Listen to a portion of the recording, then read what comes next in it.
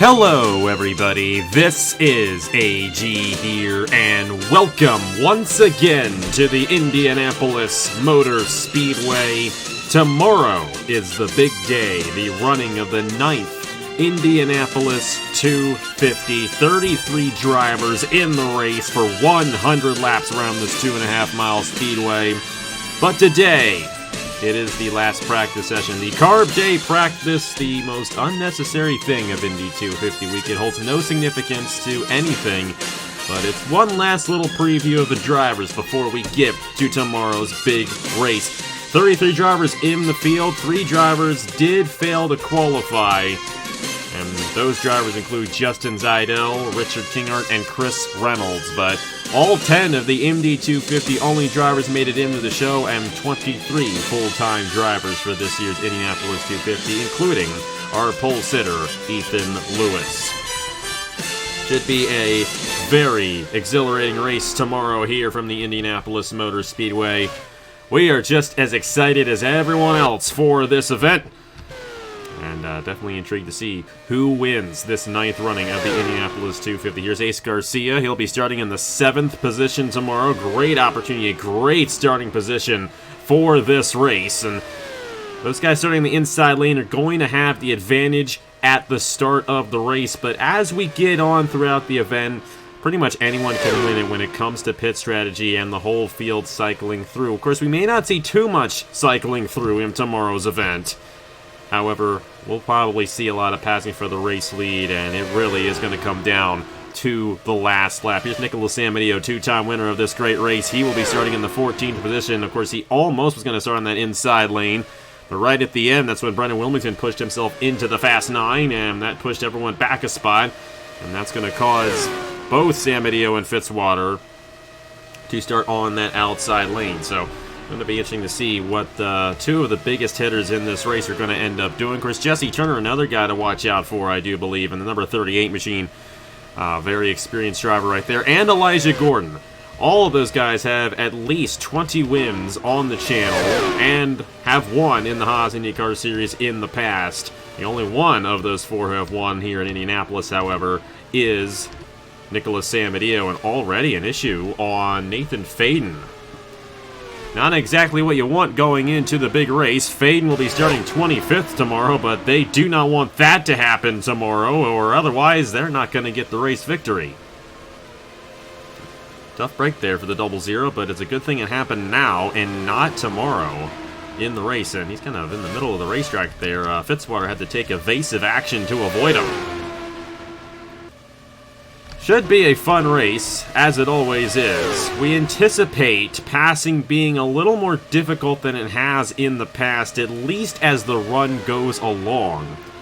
And as I mentioned in single car qualifications and in practice last Friday, we do have a wider range in the ratings this year than we did in the past. A 25-point range for everything except aggression, and because of that, if you have a good car, you have a good car, and you're going to essentially be at the advantage from everyone else. However, there's a lot of factors that are going to determine who gets the race victory tomorrow. We'll have about 2 pit stops in the event, depending on where cautions fall. It's going to be a 40-lap fuel window for these guys. But we've seen a couple of these Indy 250s come down the fuel mileage, both 2019 and 2020. When Audra Baranowskis won, Jonathan King was coming to the checkered flag and ran out of gas in that race. And then when Nicholas Samadeo won in 2020, he had a few guys ahead of him come down the pit lane before he was able to stretch the fuel and make it to the end. Fastest 2 drivers include Reggie Fogelman there in the number 24, then Colin Cropley in the number 35.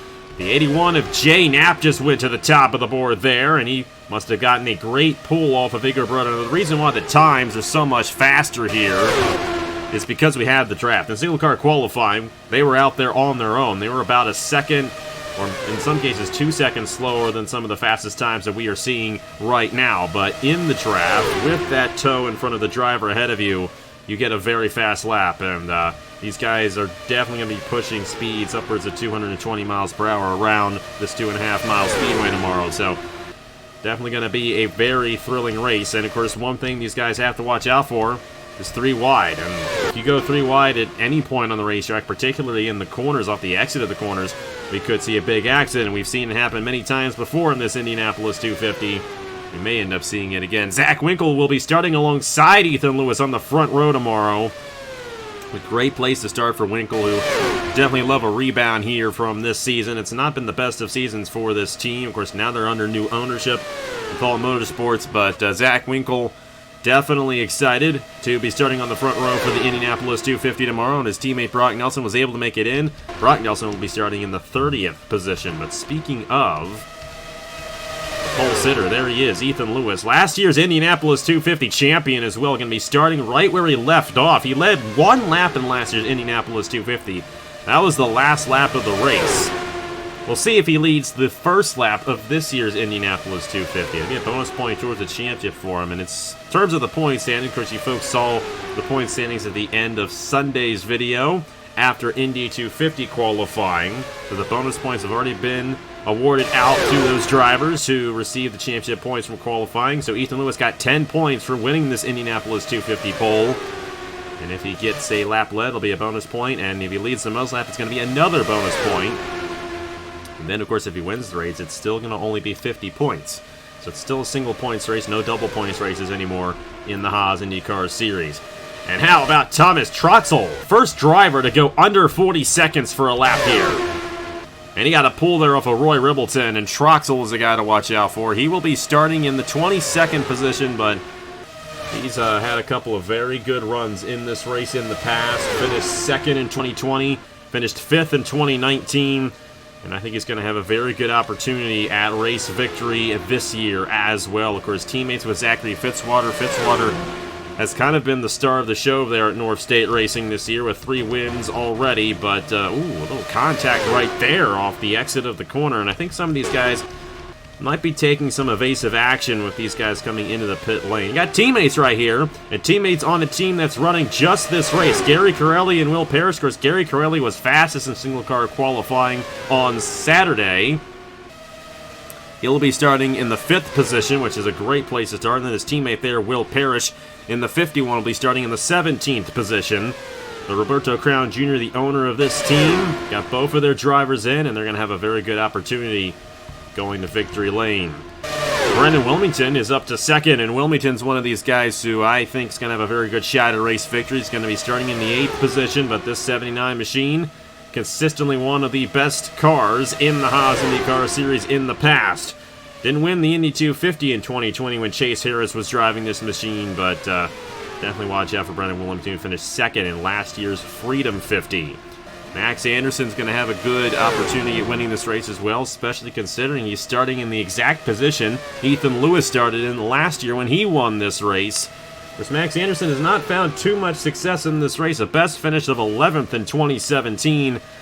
But I feel like he's going to have a good opportunity being the highest starter on his team with Trey Smith and Eric Monaco, the last 2 cars who qualified. Of course, in the last 9 shootout on Sunday, Eric Monaco barely made his way in this number 37 machine. Justin Zeidel was just under him in terms of the speed. And Monaco able to barely move on and race in this Indianapolis 250, and his teammate wasn't too far ahead either. Trey Smith will be starting 32nd. Of course, Trey Smith in this championship fight really couldn't afford to miss out on this race, but now he'll have an opportunity at staying in that championship fight and possibly going for the championship at Pocono in September. But we're excited to see what those 2 drivers can do. They're 2 very solid drivers who have both run in this race before and have a good feeling about them starting deep in the field. They may be able to find themselves up front at the end of the race.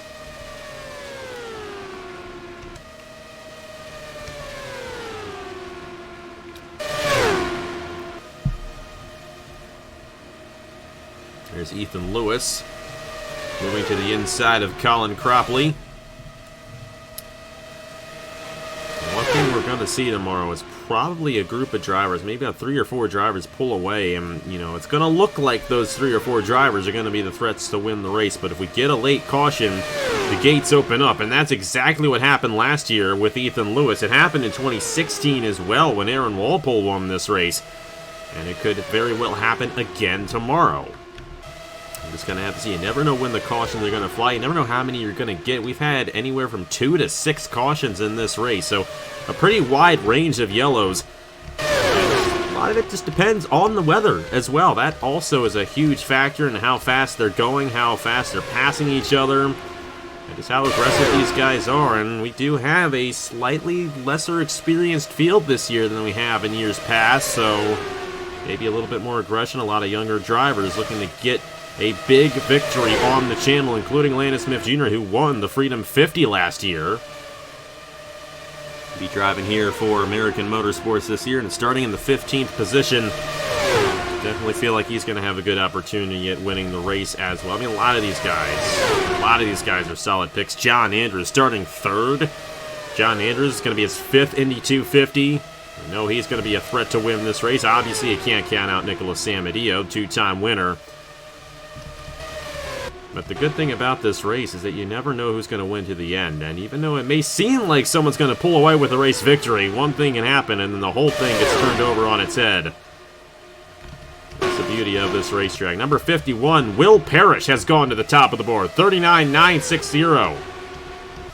So Will Parrish, looking like he has a very fast hot rod here at the Indianapolis Motor Speedway. Getting a bit of a pull there from Nathan Faden. Looks like they have fixed whatever issue was going on that machine and getting some laps out here in Carb Day practice. There's Noah Clifton, number 23. He'll be the only representative of this team at Mobile One Grattan Autosport, as Justin Zaidel failed to qualify. It's going to be the only full-time team with one car in the field at least.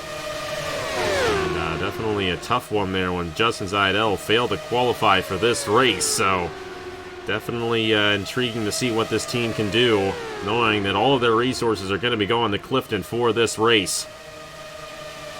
Noah Clifton, definitely a solid driver. Will be starting in the 23rd position, and once you're in the race, anything can happen. Joey Hightower going to be in the race. He's another guy to watch out for. Finished 2nd in 2018 in this event. He'll be starting in the 16th position. He's currently 30th quickest, but it really doesn't mean that much. You want to have long-term speed almost by yourself, I feel like. Maybe with a little bit of help you can have long-term speed, because you probably will have a couple guys with you as this race goes along, but you definitely want to have long-term speed if you're going to have a shot at winning this race. Another thing is, too, you want to practice coming down the pit lane under green. It's a very good chance we'll have green flag pit stops in tomorrow's race, and you have to be careful coming down this pit lane, because there's a lot of space coming off the exit of turn 4 there. Sometimes they get a little antsy, and those guys tend to wreck sometimes. Lots of times the big wrecks happen off the exits of turns 1 and turns 3. We've seen wrecks off the exit of turn 4. We've seen wrecks off the exit of turn 2 and through turn 2. We've seen wrecks all over the place. We've seen wrecks on the front stretch here before. If you remember in 2020, I believe it was Mitchell Collins did a barrel roll down the front stretch here in the Indianapolis 250. So we've seen all kinds of stuff happen in this race, and we'll see it all again tomorrow at noon Eastern Time. Elijah Gordon here, number 42, was in the first ever Indianapolis 250 all the way back in 2015. Definitely a driver to watch out for in this race, especially considering he's starting in the 6th position. He won the Grand Prix 2 weeks ago. And I definitely feel like Elijah Gordon's going to have a good opportunity at race victory. But how about Caleb Rose? And this is a good story, because last year Caleb Rose attempted this race and he failed to qualify. And if you're Justin Zaidel, Richard Kinghart, Chris Reynolds, you know that pain this year. But Caleb Rose had to feel that pain last year. Attempted this race, did not make it into the show. Well, he made it in this year. He'll be starting in the 20th position. A solid effort right there in single cars on Saturday. And right now he's got the fastest time here in Carb Day practice. His teammate Chris Reynolds failed to qualify. So it'll be Caleb Rose and Roy Ribbleton representing Dracoan Racing Enterprises tomorrow. And they're right there with each other. But Caleb Rose with a good opportunity at race victory. I feel like he's going to have a lot of vengeance coming into this race, and definitely got to watch out for it, especially if he's the fastest guy here the day before the event. Another guy who I feel like is going to feel pretty good about being in this show is Jay Knapp. Of course, his quote-unquote father, Micah Knapp, failed to qualify in 2019. He's one of the first drivers to fail to qualify for this Indianapolis 250. It was the first year we had done single-car qualifications for this race. But Jay Knapp is in the show. He'll be starting right behind Caleb Rose in the 21st position. And Jay Knapp had a great run at California back in February. Do anticipate him having a good run here in this year's Indianapolis 250. 5 drivers have gone under 40 seconds. Caleb Rose, both of the Crown Ultra Racing drivers. Will Parrish and Gary Corelli, they're really fast. I think they pulled up to Nathan Faden, you pulled up to John Andrews, because all 3 of those guys right on each other. Faden is 4th quickest, also under 40 seconds for his fastest lap, and Thomas Troxler was the first driver to go under 40 seconds this entire weekend, I do believe. A little bit cooler today. Not sure what the weather conditions will be tomorrow, but we should be in store for a great race regardless. Noah Clifton moving up there to 7th. But Clifton got a good pull on these guys. Of course, the times you see today are really not intuitive to how they're going to be running tomorrow, but hey, you know what? It's fun to see these cars in action one last time before the big race. It's all fired up for the Indianapolis 250 tomorrow at noon. Jesse Turner will be in the race. Brock Nelson, it's going to be his first Indianapolis 250. Of course, his brother has been in this race twice before, but got 2 combinations of brothers in this race. We got Trey Smith and Landon Smith Jr. You also have Brandon Nelson and Brock Nelson. And Andrew Williams is an owner in this series, and Logan Williams driving the number 18. Logan Williams finished runner-up in this race a year ago, so watch out for Williams. He'll be starting in the 19th position, but he finished right behind his now teammate Ethan Lewis in that race. And I think he'll be a very good threat to win the Indianapolis 250 if he is up front near the end of the event. Scott Upton, they're a driver to watch out for as well. They won the pole for California.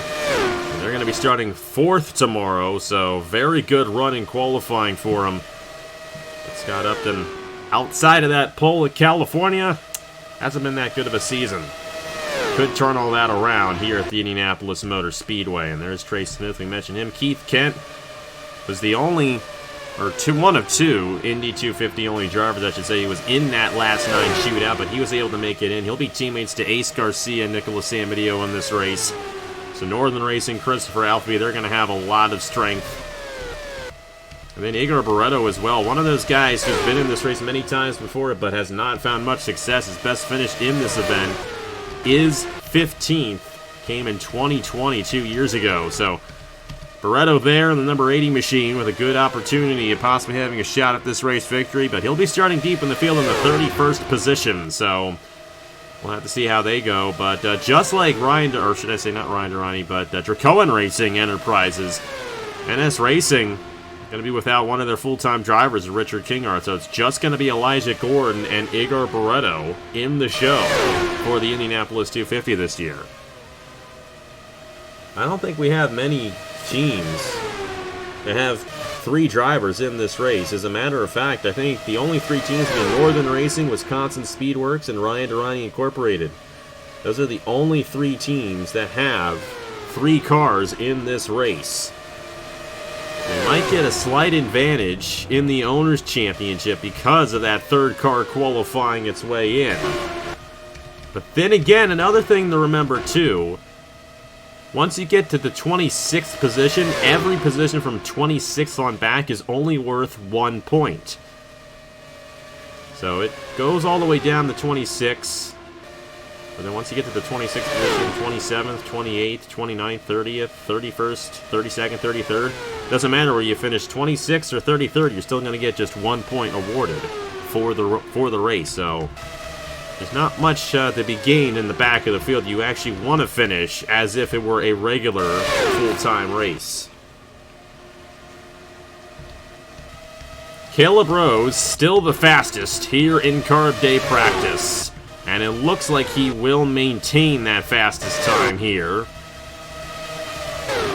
And there he he is leading this little group right here. We did not have, as far as I can tell, we did not have any spins or casualties in this practice session, unlike how we had on Friday.